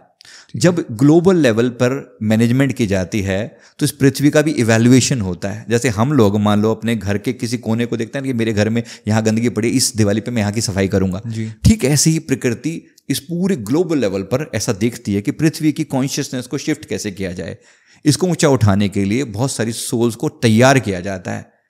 ये जो जब जन्म लेती हैं, तो ऐसी ही सोल्स का एक बैच, एक नया, मुझे जो नंबर आया 133 नंबर था, वो 133 आत्माओं को जन्म दिया जाने वाला है 2026 में। जब इनका समय आएगा, ये मैच्योर होंगी अगले 25-30 साल के बाद, जब ये उस समय पर आएंगी, तब ये संसार में फिर अपनी रोशनी फैलाना शुरू करेंगी। तो ये बहुत बड़े लेवल की प्लानिंग चलती है, सिस्टम चलता है, जो कि अभी शायद हमें एकदम से नहीं दिखता, पर जैसी हस्तियां जब कुछ सामने आ जाता तो हमें लगता है ये कैसे बन गए, कैसे नहीं बन गए। इन्होंने ये वो सोल्स हैं जिनको पहले प्लानिंग के तहत यूनिवर्स ने उतारा था। सर अभी आपने एक टर्म यूज की कि ये सोल कॉन्ट्रैक्ट होता है। What is soul contract? Soul contract का मतलब ये होता है कि जब भी हमें इस धरती पर भेजा जाता है तो हमें एक प्लानिंग के तहत भेजा जाता है, राइट। एक कॉन्ट्रैक्ट होता है, जैसे लेन और देन का कॉन्ट्रैक्ट होता है। सामान्य भाषा में क्या कहते हैं, मैं इतने पैसे दूंगा, ये कॉन्ट्रैक्ट में आप मेरी ये वॉल बना दो, किसी को आप मिस्त्री को कॉन्ट्रैक्ट देते हो ना किसी चीज़ के लिए। तो वैसे ही हमारी सोल को टाइम बेस्ड कॉन्ट्रैक्ट दिया जाता है कि तुम्हें धरती पर भेजा जा रहा है, इतना टाइम दिया जा रहा है, इतने रिसोर्सेज दिए जा रहे हैं, इसके बेसिस पे जाकर तुमने ये काम करने हैं। एक सोल कॉन्ट्रैक्ट डिफाइन होता है हमारे और यूनिवर्स के रूप में। यूनिवर्स की तरफ से हमारे एक स्पिरिट गाइड डिफाइंड होते हैं। वो स्पिरिट गाइड हमारे लिए वो सोल कॉन्ट्रैक्ट तैयार करते हैं और हम उस पर एग्री करते हैं, उस पर सिग्नेचर होते हैं हमारे स्पिरिचुअल सिग्नेचर। मतलब इतने हद तक क्लियरिटी के साथ होता है कि मैं धरती पर जाकर ये कार्य करूँगा, ये चीज़ें करूँगा, मैं अपनी अवेकनिंग करूँगा, मैं अपनी पुरानी कार्मिक को रिजोल्व करूँगा, मुझे ये चैलेंज दिए जा रहे हैं, मैं इन्हें स्वीकार करूँगा, मेरे ज़िंदगी में जो रिलेशनशिप प्रॉब्लम आ रही है मैं इन्हें स्वीकार करते हुए आगे बढ़ूँगा, मैं अपनी स्त्रियों का सम्मान करूँगा, या माता पिता के, अगर मैंने पिछले जीवन में ऐसा नहीं किया था तो मैं उन चीज़ों को, उसमें ये लिखा रहता है। ये होता है soul contract. Okay, that is very deep. And ऐसा ही इसी एक कॉन्ट्रैक्ट के उस पे आप कह रहे हो कि अब हमारे 2026 एक ऐसा साल बनेगा जहाँ पे एक और ऐसी डिवाइन सोल्स का बैच हमारी धरती पे आ रहा है। यस, डिवाइन सोल्स का बैच धरती पर आ रहा है। देखो, सोल्स जब भी भेजी जाती हैं, इनमें एक सेट होता है, इनमें कुछ रूलर सोल्स होती हैं, रूलर आत्माएं होती हैं। टोटल 10 सोल आर्च टाइप हैं। आर्च टाइप मतलब बड़े लेवल के जो टाइप होते हैं। सोल का एक गुण होता है जी। जैसे मेरी सोल एक जो वो है वो हीलर सोल है। ऐसे ही आचार्य सोल होती हैं, टीचर सोल होती हैं, जैसे प्रेमानंद जी महाराज जी हैं, आचार्य सोल होती हैं। ऐसे वॉरियर सोल होती हैं, लड़ भिड़ के अपनी पावर से स्थापना करवाती हैं। ऐसी रूलर सोल होती हैं।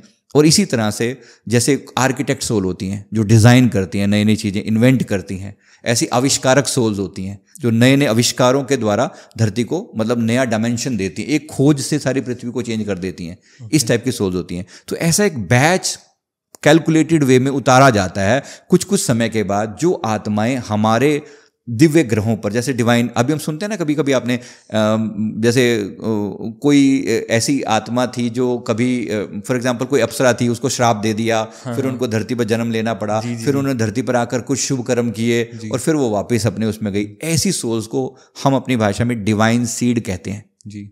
और ऐसी ही कुछ होती हैं जिन्हें स्टार सीड कहा जाता है, जो किसी हायर डायमेंशन से आती हैं। जैसे अलग अलग जो ग्रह हैं, जीवन केवल इतना से नहीं कि पूरी ब्रह्मांड में केवल धरती पर ही जीवन है, अन्य स्थान भी हैं।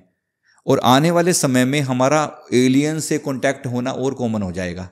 2026 में ही हो सकता है बिल्कुल ओपनली डिक्लेयर हो जाए कि हम एलियन से कांटेक्ट कर चुके हैं।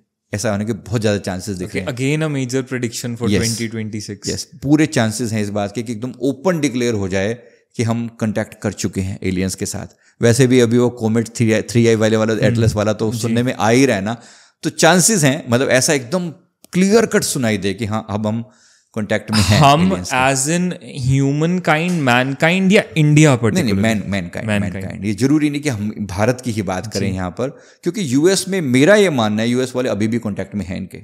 जो एरिया 51 जिसे कहा जाता है, जिसे बरमुडा ट्रायंगल कहा जाता है, वो खाली नहीं है। वो डेफिनेटली एलियंस हमें मौजूद है इस धरती पर। बेशक मानते हैं 100%, क्योंकि मैं कॉन्शियसनेस के लेवल पर चीज़ों को देखता हूं और मुझे लगता है कि कोई बड़ी बात है ही नहीं, एलियंस का यहाँ पर आना कोई बड़ी बात है ही नहीं, राइट। लेकिन हम ऑब्वियसली अभी बाहर रूप से प्रूव नहीं कर पाए, तो कोई बंदा ऐसे एकदम ठोक के नहीं कह सकता कि हाँ ऐसा है। लेकिन यस, ये ऐसा है। और आप देखेंगे अभी मैं जो आपको बात कर रहा हूँ कि वहाँ अन्य ग्रहों की आत्माओं को धरती पर जन्म दिया जाता है। क्या हमसे डेवलप्ड सिविलाइजेशन नहीं होगी कहीं पर भी? मेरा मानना है डेफिनेटली है, क्योंकि मैंने बहुत से लोगों का पास्ट लाइफ रिग्रेशन करते हुए जब मैं देखता हूं कि इनका पिछला जन्म कहाँ हुआ था। जैसे एक व्यक्ति ने मुझे बताया कि मैंने अपने आप को एंड्रोमेडा गैलेक्सी में देखा है। मैं देख रहा हूं, मैं उस बंदे का पास्ट लाइफ रिग्रेशन कर रहा हूं। ये बंदा कह रहा है कि जो वो पहचान बता रहा है, उसने क्लियर कट बोला है कि मैं एंड्रोमेडा गैलेक्सी से मेरा पिछला जन्म था। वो दिख चुका है। अब कहाँ एंड्रोमेडा गैलेक्सी और कहाँ हम आज की बात कर रहे हैं, और वहाँ की सिविलाइजेशन हमारी सिविलाइजेशन से बहुत एडवांस है, बहुत हायर लेवल पर है। ऐसी ही सीरियन बी प्लैनेट है, SIRIUN सीरियन करके, Sirian B planet, Sirius B planet करके है, तो वहाँ भी सिविलाइजेशन डेवलप है।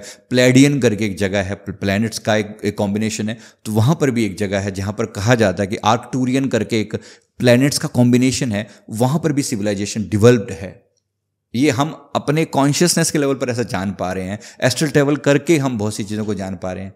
तो ये मतलब जीवन मौजूद है उन आत्माओं में। क्या जैसे हमारे लिए मान लो मैं आज धरती पर जन्म, मैंने यहाँ इंडिया में लिया, कल मैं अमेरिका में जन्म ले सकता हूँ, ये हमारी कोई बड़ी बात थोड़ी है, हो सकता है ना, कॉमन सी बात है। हाँ। ऐसे ही परमात्मा के लिए तो ये छोटा सा एक राज्य ही तो है, और है क्या फर्क पड़ता है। यहाँ का बंदा थोड़ा डेवलप हुआ, चलो इसको ग्रोथ करवा के भारत में या धरती पर जन्म दे दिया, पृथ्वी पर जन्म दे दिया।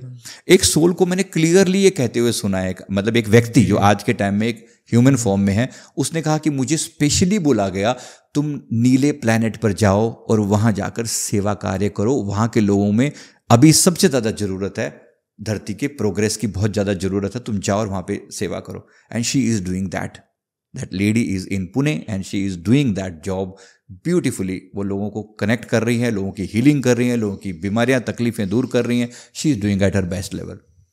तो ऐसी आत्माएं भी हैं। So you are very sure that aliens exist? Definitely 100% aliens do exist.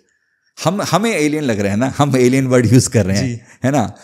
परमात्मा के लिए इतने बड़े ब्रह्मांड में क्या एलियंस का मतलब क्या दूसरे ग्रहों पर जीवन होने की कोई संभावना नहीं? 100% संभावना है। मैंने जो देखा, मैंने इसका जो प्रूफ मैंने दूसरे एंगल से देखा, मैंने अब तो आपको लोगों का भी बताया। अभी वो लोग मौजूद हैं जो क्लियर कट अपने पास्ट लाइफ में अपने आप को किसी दूसरे प्लेनेट पर देखते हैं। मतलब वो क्लियर कट वो लोग मौजूद हैं इसी धरती पर। जब वो दूसरे ग्रहों पर जन्म उन्होंने लिया था और अब आज धरती पर हैं, तो ये बात पक्की है ना कभी एलियंस डेफिनेटली होंगे। तो जिसको हम एलियन कह रहे हैं, मतलब किसी दूसरी कॉन्शियसनेस पर भी, किसी दूसरे प्लेनेट पर भी जन्म है, डेफिनेटली है। सो डू यू फील कि 2026 एक ऐसा साल होने वाला है जहाँ पे मैनकाइंड एक्सेप्ट करे कि हाँ हमारा एलियंस के साथ कॉन्टैक्ट? पूरे चांसेस हैं, पूरा ऐसा दिख रहा है होता हुआ। And do you feel sir like, because आप स्पिरिचुअल एंड कॉन्शियसनेस के लेवल पे इतना वो करते हो, that America is hiding a lot of things in concern of aliens बहुत लंबे वक्त से? डेफिनेटली इनको पता है बहुत कुछ, बहुत सी चीजें, क्योंकि ये बहुत सारे अपने ऐसे ऑपरेशंस के बारे में तो बता रहे हैं कि इनका मार्स रोवर गया, ये मार्स तक गए, इन्होंने वहाँ की चीज़ों के बारे में पता लगाया, बट ये बहुत कम फील होता है इन्फॉर्मेशन बताई जा रही है लोगों को compare to what they actually know. Yes, ऐसा है, और बहुत सारी जगहें इन्होंने फाइंड आउट करी हैं। जाहिर सी बात है हम सब के लेवल से बहुत एडवांस हैं इस मामले में, क्योंकि बहुत लंबे समय से डेवलप्ड फॉर्म में है। कल को ये इंडिया में भी एक समय के बाद आम हो जाएगा, लेकिन अभी के लिए तो इन्होंने बहुत जो रिसर्च करी है, जो टाइम लगाया, ये डेफिनेटली संपर्क में है 100%। आपने बहुत एक वो चीज़ ले आए एरिया 51 की, ऐसी बात कि वहाँ उसको लेकर इतने सालों से बैक टू बैक इतनी थियोरीज निकलती हुई आ रही हैं। यूएस के कितने साइंटिस्ट ने कई बार कहा कि वो जोन एक ऐसा है जहाँ पे बिल्कुल अलाउड नहीं है, दैट्स नो फ्लाइंग जोन, वहाँ पे एयरक्राफ्ट्स भी ऊपर से नहीं जा सकते। एंड कई लोगों ने तो ये भी क्लेम किया कि उन्होंने वहाँ पे ऐसा कुछ देखा है एरिया 51 के अंदर, यूएफओ वगैरह और वो सब, तो जो एलियन फॉर्म्स भी देखे हैं, कई लोगों ने ये भी कमेंट किया। बट यूएस गवर्नमेंट अब तक इस चीज़ से बिल्कुल डिनाई करती आई है कि नहीं, यहाँ पे ऐसा कुछ भी नहीं है, एंड ये सिर्फ हमारा एक आर्मी बेस है एंड एवरीथिंग। बहुत जल्दी ही ऐसा होने के, पूरे ओपन होने के चांसेस हैं कि एकदम क्लियर कट सामने आ जाए कि हाँ हम एलियंस के संपर्क में हैं, we are able to connect to them. ऐसा उस बात के पूरे चांसेस हैं। चलो लेट्स, ये 2026 का आई गेस अगर ये चीज़ होती है तो एक बहुत ही मेजर, जिसे कह सकते हैं हमारे लिए बहुत चेंजिंग टाइम आ सकता है कि ह्यूमन काइंड और मैन काइंड को ये पता चलेगा कि एक्चुअली हमसे ऊपर भी बहुत सारी चीज़ें हैं। हम जो बहुत छोटी चीज़ों में फंसे रहते हैं पूरी लाइफ, बहुत छोटी बैटल्स में, there is a bigger world there. Right. अब सर 2026 की बात कर रहे हैं, तो कार्मिक लेवल पे 2026 कैसा है? क्योंकि 2025 को ना कार्मिक लेवल पे ऐसा कहा गया कि वो थोड़ा सा ना पनिश करने आया था आपको, आपकी चीज़ों के लिए ना, it was in a Punisher form. तो अब लोगों के पिछले किए हुए कर्मास के बिहाफ पे और अब जो कर्मा कर रहे हैं, 2026 कैसा रहेगा? ये कार्मिक्स डिटॉक्स का ईयर मैं कह रहा हूँ इसे। कार्मिक्स डिटॉक्स का मतलब ये होता है कि जो भी पैटर्न अब तक आपको तकलीफ दे रहे थे, दुख दे रहे थे, पीड़ा दे रहे थे, अब आप उससे डिटॉक्स करोगे, उससे निकल के बाहर आ जाओगे। हालांकि बाहर आने से पहले थोड़ी तकलीफ देगा, तो शुरू के समझो 2-3 महीने अभी भी थोड़े बहुत तकलीफ में जाए। इंडिविजुअल लेवल की बात कर रहा हूं मैं कॉन्शियसनेस की बात नहीं कर रहा हूँ। तो यहाँ पर बहुत तकलीफ, अभी थोड़ी सी तकलीफ होगी, लेकिन आप धीरे धीरे राइज होता हुआ देखोगे। इसीलिए मैंने बोला जो लोगों को भी पश्चाताप करना है, फॉरगिवनेस करनी है, कर लो, ये गोल्डन टाइम है। मतलब जो चीज़ें आपके जीवन में वर्क नहीं कर रही ना, प्लीज़ समझो उस पैटर्न को। जैसे किसी चीज़ में मैं अगर मनी के लेवल पर ज़्यादा नहीं कमा पा रहा हूँ, तो अपने उस पैटर्न को समझो और उससे बाहर आने का प्रयास करो और अपने आप को एक तरीके से रीसेट करो, है ना। कहीं हैंग हो जाता है मोबाइल या कंप्यूटर, हम रीसेट कर देते हैं ना, तो रीसेट है ये, कार्मिक लेवल का रीसेट है। ये बटन दबा दिया, अब रीसेट होगा ही होगा। अब दोबारा से रिफ्रेश होकर चीज़ें चलेंगे। हैंग हो गया था लेकिन अब रीसेट हो गया। तो हैंग से रीसेट में करने का जो टाइम है ना, वो ये है। कोशिश करें कि हम अपना, हर एक व्यक्ति, मैं अपने लेवल पर, मुझे अपने ब्रेन को रीसेट करना, तो मैं क्या करूंगा? तो मैं क्या करूंगा? पहले अपना कार्मिक पैटर्न ऑब्जर्व करूंगा कि मैं किस जगह पर अटका पड़ा हूं। मुझे मेरे रिश्ते क्यों दुख दे रहे हैं? मुझे धन के लेवल पर उतनी सक्सेस क्यों नहीं मिल रही? मेरा बिजनेस क्यों नहीं चल रहा? तो जो व्यक्ति भी सोच रहा है ना, इसका मतलब वो रीसेट के लिए तैयार है। तो मैं कह रहा हूं सभी को, आपके दर्शकों को, कि आप प्लीज़ तैयार करें अपने आप को कि ये जो टाइम है, रीसेट करने का टाइम है। अभी तक पहले भी हमने बड़े, मतलब जैसे जब भी नया साल आता है हमेशा बहुत सारे रेजोल्यूशंस लेते हैं। तो ये रेजोल्यूशन लेने का समय है कि मैं रीसेट करूंगा अपने आप को, मैं तैयार हूं उस चीज़ के लिए। तो इसमें क्या है, हेल्थ लेवल पर रीसेट करना अपने आप को। अगर कोई गलत पैटर्न चल रहे थे, गलत फूड हैबिट्स थी, तो उससे बाहर आ जाओ, नहीं तो बहुत गंदा नुकसान होने वाला है।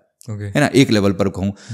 इसी तरह रिश्तों के लेवल पर अगर रीसेट कर सकते हैं, तो मतलब क्या, जो रिश्ते बहुत टॉक्सिक है ना जी, उन्हें आर या पार करो।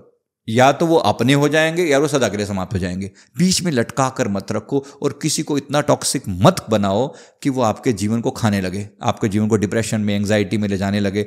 अभी देखो 2025 में हमने देखा ना, कितनी सारी ऐसी घटनाएं हुई जो बिल्कुल एकदम अनप्रेसिडेंटेड थी, है ना। वो ड्रम वाली घटना, और नीला ड्रम, और है ना, किस प्रकार से वो घटनाएं घटी। वो एकदम से जिस स्प्रिंग को कभी दबाया गया था ना, जैसे इस लेडीज को बहुत ज्यादा दबाया गया था, एकदम से उन्होंने ऐसे झटका मारा और बहुत सारी जगह पर डोमिनेट करने का प्रयास किया। अब वहां पर एक बैलेंस क्रिएट होता हुआ दिखाई देगा आपको। या तो कोई व्यक्ति सर्वाइव करेगा आपके जीवन में, या फिर चला जाएगा सदा के लिए। तो इसके लेवल पर थोड़ा सा अपने आप को क्या करना है, फॉरगिवनेस के लेवल पर आ जाना है कि अगर जो रिश्ते मुझे बहुत दुख दे रहे हैं, मैं उन्हें अभी और यहीं अपने जीवन से रिलीज करता हूं। ये जिनसे मैं अगर माफी मांगकर जिन रिश्तों को मैं मेंटेन कर सकता हूं, मैं पूरा प्रयास करूं कि मेरे रिश्ते सुधर जाएं, अन्यथा they will go away.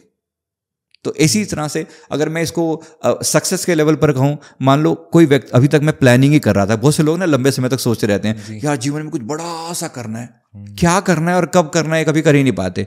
If you want to do, then 2026 is the year. Just do it. Do it.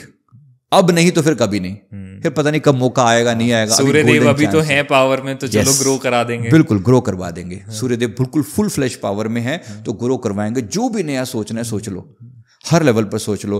तो आप देखना, जो लोगों ने भी अपने ऊपर खूब मेहनत करी है ना, थोड़ा सा जैसे अपनी डार्कनेस पर काम किया है, अपने अंदर की जो नेगेटिव टेंडेंसी है, अब मेरे अंदर जी, किसी के अंदर कोई भी काम, क्रोध, लोभ, मोह, अहंकार, ईर्ष्या, तृष्णा, आपसी द्वेष, कलह चला आ रहा है किसी व्यक्ति के साथ, आप ना उसे छोड़ पा रहे हो ना पकड़ पा रहे हो, अब छोड़ दो जी, अब छोड़ दो। कहीं चला आ रहा है, कहीं टसल चली आ रही है, अब छोड़ दो। यही पाकिस्तान के साथ भी हो रहा है। अब या तो ये कॉन्फ्लिक्ट, और या फिर सदा सदा के लिए रिजोल्व हो जाएगा, या फिर भयंकर वाला कॉन्फ्लिक्ट होगा। ये गंदगी वाला हिस्सा चलेगा नहीं। तो यही सेम चीज़ अपने हर चीज़ में, हर फील्ड में लाकर देखो।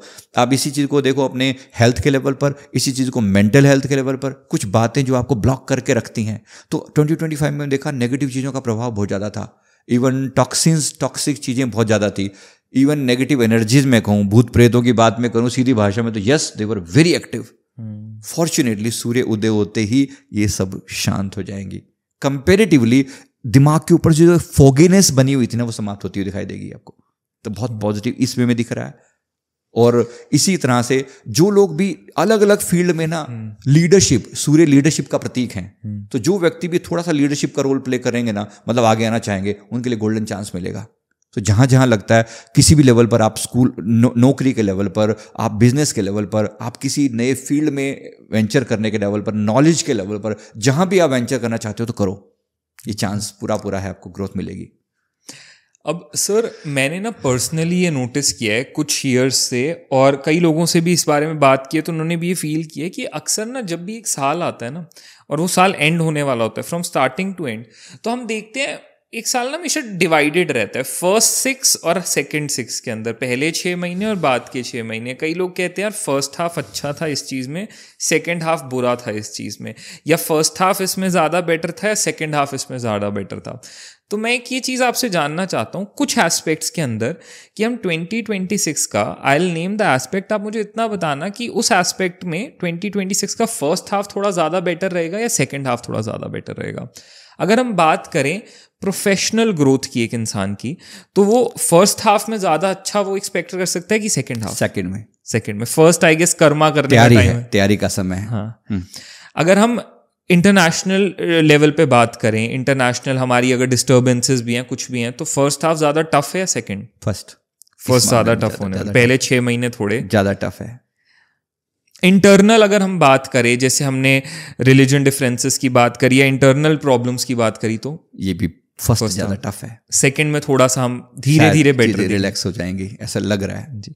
अगर हम बात करें कैलामिटीज या बहुत बड़ा नेचुरल डिजास्टर्स की बात करें, तो फर्स्ट हाफ इज टफ या सेकंड हाफ? ये एक्चुअली बीच का पीरियड काफी थोड़ा, जैसे जून जुलाई ना सेंटर वाला, ये कुछ ऐसा है इस केस में, सिर्फ इसी में जी। ये बीच का पीरियड बहुत खराब दिख रहा है। वैसे तो देखो वेदर अभी भी एक्सट्रीम रहेगा, जनवरी फरवरी मार्च में भी, जनवरी फरवरी में तो बहुत ज्यादा रहेगा, लेकिन जून जुलाई में आते जो फ्लड वाली सिचुएशन आएगी ना, वो 25 से भी ज्यादा भयानक दिख रही है। फ्लड, विशेष रूप से मैं कह रहा हूँ फ्लड और अर्थक्वेक, जो वो पार्ट है वहाँ बहुत ज़्यादा खराब दिख रहा है। अब सर जैसे ही हमने नेचुरल डिजास्टर्स की बात की, ऐसे जो एयर इंडिया वाला जैसे कोई ऐसा इंसिडेंट था, अनवांटेड इंसिडेंट, ऐसे इंसिडेंट्स फर्स्ट हाफ में ज़्यादा दिख रहे हैं सेकंड? ये मई के आसपास में, अप्रैल और मई के आसपास में, बीच में सेकंड क्वार्टर ज़्यादा दिख रहा है, खराब होता हुआ दिख रहा है। और लास्ट में जाकर अक्टूबर के आसपास में भी कुछ होगा। शेयर मार्केट का भयंकर फ्लक्चुएशन, भयंकर, मतलब एकदम एक्सट्रीम लेवल पर चीज़ें प्लस माइनस होंगी।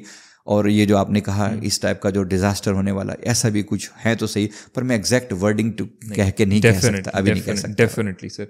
हेल्थ के मामले में लोगों की हेल्थ रिकवरी आप अभी से शुरू कर सकते हैं, इसके लिए कोई बार नहीं है, कोई लिमिटेशन नहीं है। जो व्यक्ति भी सुधरना चाहे, समझो कि 1 जनवरी से नई शुरुआत हो रही है, मान लो कि हम सुधरने के लिए बैठे तो होगा। खास तौर पे 14 जनवरी देखना, ये होती है मकर संक्रांति का दिन है। हाँ जी। 14 जनवरी से एक समझो नया सूर्य उदय होता है। संक्रांति का मतलब ही होता है सूर्य के द्वारा एक नए क्लस्टर में प्रवेश करना जी। तो वो जब भी होगा वो हमारे लिए एक नया रीसेट हो जाता है, कर ही लेना चाहिए। और हमें अपने सनातनी त्योहारों को जरूर सेलिब्रेट करना चाहिए, हर एक संक्रांति को एक नए रीसेट के रूप में देखें। तो जो बात एक साल भर के एंड में करते हैं वो महीने के अंदर भी वैसे ही होती है। जब सूर्य उदय होता है एकदम शुरू में, तब और हालत होती है। ऐसे ही हमने कृष्ण पक्ष और शुक्ल पक्ष में डिवाइड किया ना, एक महीने को भी 2 पार्ट में डिवाइड किया। तो कुछ बातें जो होती हैं वो शुक्ल पक्ष में, यानी कि जब ब्राइट होता है, जब चंद्रमा उदय हो रहा होता है, तब की जानी चाहिए। तो प्रयास करें। अब सर यहाँ पे अगर हम ये बात करें कि हमने हर एस्पेक्ट को ही कवर किया 2026 की, अगर हम प्रेडिक्शंस की बात करें, अब हम ऑल ओवर अगर बात करें, कुछ चीज़ें आपके अकॉर्डिंग, हम इसको चाहे वार्निंग्स कह लें, चाहे हम चेतावनी कहें, कुछ भी कहें, कि कुछ चीज़ें जो लोगों को इस साल में बिल्कुल नहीं करनी चाहिए आपके अकॉर्डिंग, कि यार ये मत करना, अगर करोगे तो बहुत बुरी चीज़ें इनवाइट करोगे 2026 में अपने लिए। जो व्यक्ति बैक बाइटिंग करेगा, देशद्रोह के बारे में कभी सोचेगा भी सही, मतलब जो लोग भी देश के अगेंस्ट, समाज के अगेंस्ट कुछ भी करते हैं, तो ये भयंकर वाली वार्निंग है उनके लिए। अब सुधर जाओ, नहीं तो रीसेट कर दिए जाओगे, डिलीट ही कर दिए जाओगे। अब ये वो नहीं चलेगा कि आप गंदगी भी मचाए जाओ, ऊपर से मुखोटा कोई और ओढ़ के बैठो और अंदर कुछ और कर रहे हो। जहां पर भी दोगलापन होगा ना, एकदम से उभर के सामने आएगा। सूर्य उदय हो रहा है, सूर्य उनका मतलब ये है कि डार्कनेस हर लेवल पर खत्म होगी। अब जहाँ कंफ्यूजन वाली डार्कनेस आती है, वो भी तो डार्कनेस है ना, लोगों को फोगी सा बना के रखना, अधूरी जानकारी देना। तो जो लोग भी फेक चीजें बकवास करते हैं फालतू की, वो थोड़ा सुधर जाएं, कोई भी क्यों ना हो। अगर और कोई भी व्यक्ति ऊपर दिखाता कुछ और है, अंदर कड़वाहट कुछ और भरी पड़ी है, वो भी सुधर जाएं। तो जो लोग भी 2 मुँहे सांप की तरह से बैठे हैं ना, मतलब दिखा कुछ और रहे हैं, कर कुछ और रहे हैं, ऐसे लोगों के लिए उनका फेक चेहरा लोगों के सामने आएगा। तो सुधर जाएं या फिर डिलीट हो जाएंगे। ओके। और इसके अलावा पर्सनल लेवल पे, और ये तो एक हो गया इंटरनेशनल लेवल के ऊपर, देश के उस पे, बट वैसे पर्सनल लेवल पे इंसान को अपनी डे टू डे लाइफ में किन चीज़ों से परहेज है इस साल में, कि अब बिल्कुल अभी से ही बंद कर दें? रिश्ते जो है ना, टॉक्सिक रिश्तों को मत बना के रखिए। ठीक है। किसी को तकलीफ मत दीजिए जहां तक हो सके। सूर्यदेव सब देख रहे हैं, इसको उस एंगल से देखा जाए कि आज नहीं तो कल तुम्हारा हिसाब होना है और भयंकर होना है। खास तौर पे अब मैं बोल रहा हूं स्त्रियों के सम्मान का समय है, विशेष रूप से अगर सम्मान नहीं दिया तो हटा दिए जाओगे, मिटा दिए जाओगे, उस लेवल पर देखना। दूसरा, जो हेल्थ से कॉम्प्रोमाइज़ नहीं किया जाएगा। अगर कोई व्यक्ति जैसे जंक फूड खाया जा रहा था, आप देखोगे कि एकदम से वो तकलीफ में आ जाएगा, तो अवॉइड करें ऐसी चीज़ें, ऐसी प्रैक्टिसेस जो आपको तकलीफ दे रही थी फिजिकल लेवल पर। ऐसी मेंटल प्रैक्टिसेस अपने लेवल पर जो हम अपने आप को नेगेटिव बोलने का कोई तो ना नेगेटिव सेल्फ टॉक होती है, उसको अवॉइड करें। उसकी जगह पर पॉजिटिव अफर्मेशन बोलना शुरू करें, तो आपके जीवन में डेफिनेटली चेंज आएंगे। स्पिरिचुअल लेवल पर ग्रोथ का समय है।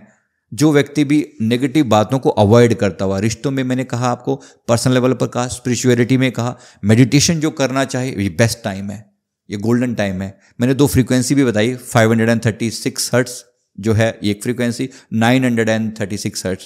तो ये 2 फ्रीक्वेंसी बहुत ज़्यादा ये आपको हेल्प करेंगी हार्ट को और मणिपुर को क्लीन करने में और नए लेवल पर स्थापित करने में अपने आप को। तो जरूर इसका फ़ायदा उठाएं।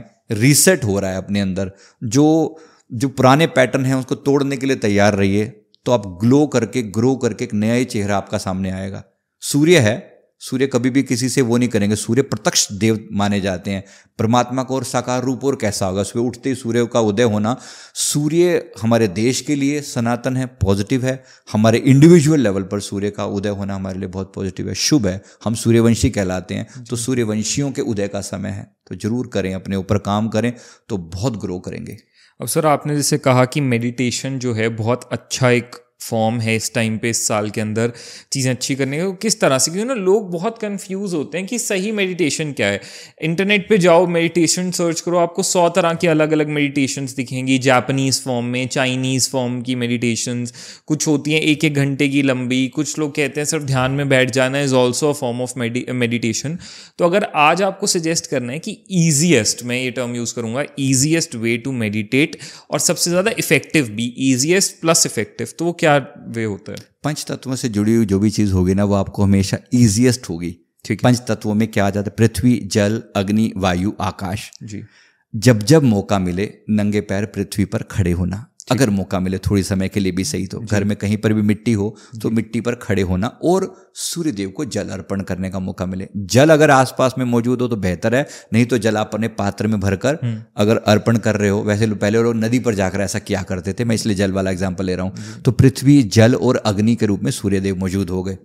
तो सूर्यदेव को अर्घ देना, ओम सूर्याय नमः, ओम आदित्याय नमः इत्यादि। सूर्य गायत्री मंत्र होता है, ओम आदित्याय विद्महे दिवाकराय धीमहि तन्नः सूर्य प्रचोदयात्। ये ऐसा मंत्र है जो आपको ग्रोथ देता है, जो आपको फेम बनाता है, फेमस बनाता है। तो इस मंत्र की चैंटिंग अगर कोई व्यक्ति 108 बार करे, सूर्यदेव को अर्घ दे, ये अर्पण करे, और कुछ समय के लिए सूर्यदेव की ऊर्जा को अपने भीतर ग्रहण करे, सबसे ईजी है।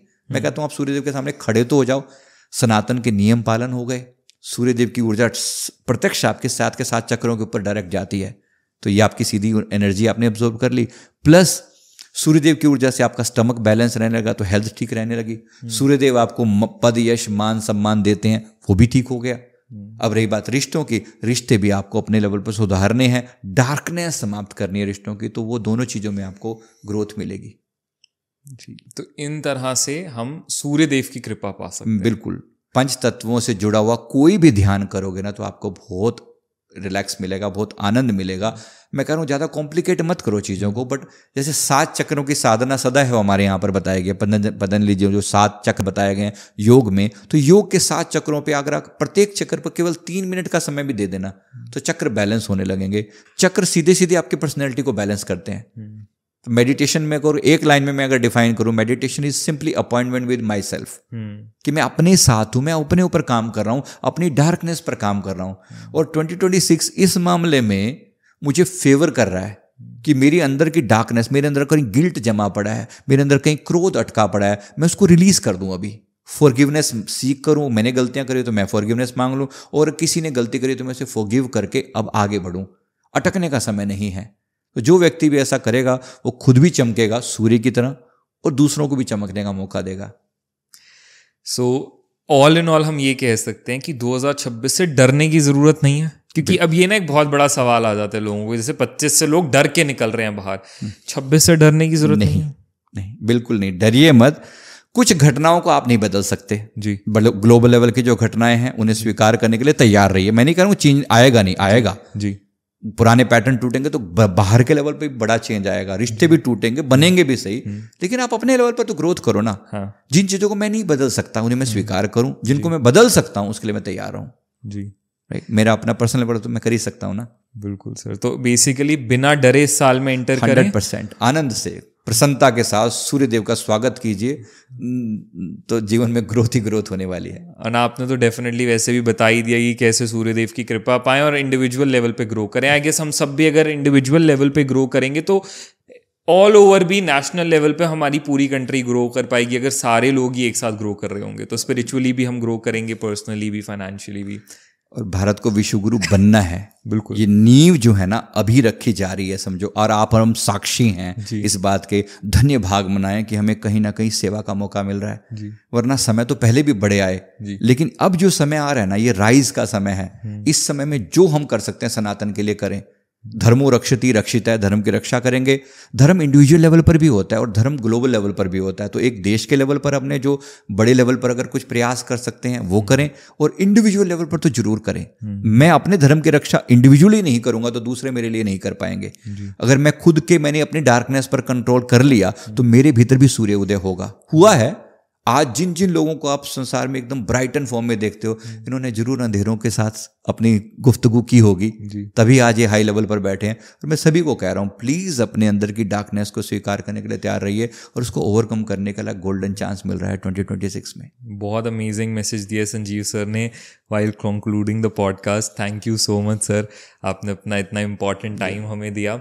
एंड ज़रूरी यही था जो आपने कहा कि 2026 से डरना नहीं है, क्योंकि ना अक्सर लोग ऐसी चीज़ों के बारे में सोच के, ऐसी कुछ वीडियोस देख के एक डर बना लेते हैं अपने अंदर। एंड अगर हम एक नए साल की शुरुआत ही डर से करेंगे तो आई गेस वो नोट ही गलत है उस चीज़ को स्टार्ट करने का। तो आपने लोगों के अंदर का आज ये डर निकाला, लोगों को एक पॉजिटिव साइड बताई एंड ऑनेस्टीज भी बताई कि जो रियलिटी है वो हम बदल नहीं सकते, जो चीज़ें दिख रही हैं वो दिख रही हैं। That's about the real predictions of 2026। So guys I really hope आपको आज के हमारे पॉडकास्ट के थ्रू, संजीव सर के थ्रू, अपने क्वेश्चंस के आंसर्स मिले होंगे। संजीव सर बहुत प्रिसाइजली इन चीज़ों को बताते हैं, बहुत क्लियरली, ऑनेस्टली बताते हैं, and we are really grateful कि सर आए, सर ने अपना टाइम हमें दिया, आप सब लोगों के क्वेश्चंस को आंसर किया। आई होप आपको अपने आंसर्स आज मिले होंगे। अगर स्टिल कुछ क्वेश्चंस हैं आपके मन में 2026 को लेकर या किसी भी और चीज़ को लेकर, प्लीज़ नीचे कमेंट्स में मेंशन करिए। हम जल्दी से जल्दी कोशिश करेंगे फिर इन सारे क्वेश्चंस को एक बार आंसर करने की, और आपके जो भी डाउट्स हैं उनको क्लियर करने की। कोई और ऐसे टॉपिक्स जिन पे आप चाहते हैं जिनको हम कवर करें अपने पॉडकास्ट में, उनको भी प्लीज़ ज़रूर मेंशन करिए। And I really hope you like today's podcast. अगर आपको सच में अच्छा लगा हो कॉमेंट्स में ज़रूर बताना आपको आज का ये पॉडकास्ट कैसा लगा। जिसने अब तक टॉक्स विद नमित को यूट्यूब पे सब्सक्राइब नहीं किया है, जल्दी से जाकर कर लो। आगे और बहुत अमेजिंग पॉडकास्ट आने वाले हैं। संजीव जी के जितने भी सोशल मीडिया लिंक्स हैं वो नीचे कमेंट्स में मेंशन्ड है, हमारी नीचे की डिस्क्रिप्शन में मेंशन्ड है। सर से आप चाहें तो बिल्कुल कनेक्ट कर सकते हैं। He has some real amazing knowledge. So thank you so much for watching guys. जल्दी ही मिलते हैं एक नए पॉडकास्ट के साथ। तब तक stay tune, stay connected. Thank you so much for watching.